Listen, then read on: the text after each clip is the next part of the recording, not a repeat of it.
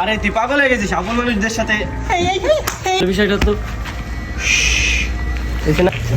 আমি কোনো বিষয় শুনতে চাই না। এবার আবার আর টান আর যা ভাগ, এইবার তো যা ভাগ। আরে তুই পাগল হয়ে গেছিস। আপন মানুষদের সাথে এরকম ব্যবহার করে?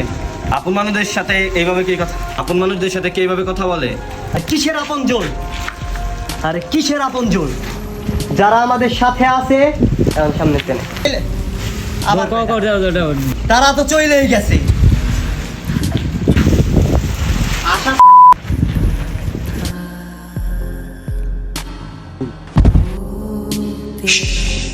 যা ভাগ।